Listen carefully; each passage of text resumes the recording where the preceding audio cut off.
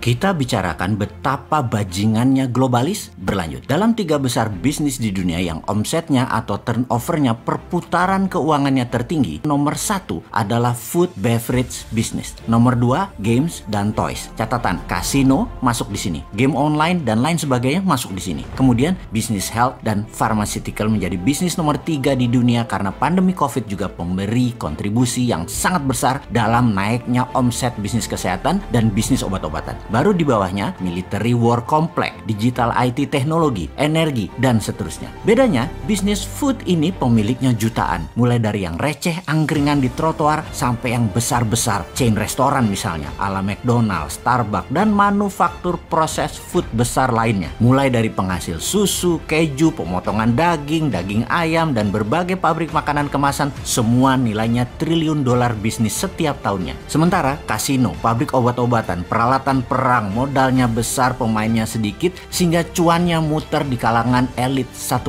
manusia. Kemudian dunia farmasi yang sangat bergantung kepada orang sakit menjadi nilai bisnis yang sangat besar nomor 3 di dunia saat ini. Sengaja kita gunakan huruf besar atau huruf kapital di dalam kalimat bergantung kepada orang sakit. Karena kebanyakan orang yang sakit adalah diciptakan. Benar, penyakit di tubuh manusia adalah ciptaan manusia sendiri yang memang bercita-cita ingin membuat orang tidak sehat. Sungguh, perang kesehatan awalnya dimainkan di tahun 1940-an akhir setelah Perang Dunia Kedua, dan para pemain bisnis makanan proses atau processing food lah yang memulainya. Perang ini adalah bagaimana membuat orang bergantung dalam tanda petik kepada produsen makanan, yaitu pada mereka. Walau berefek negatif buat kesehatan, mereka nggak peduli. Diawalinya semua itu di mana? Di Amerika. Protein dari binatang seperti telur, susu sapi dianggap baik buat manusia. Juga daging atau red meat dianggap membuat protein binatang itu sangat cocok dan baik buat manusia menjadi kuat. Itu disebut propaganda. Studi terbaru ternyata ini semua mitos. Telur dan susu binatang tidak terlalu baik buat manusia dalam jangka panjang dalam jumlah besar. Lalu propaganda seperti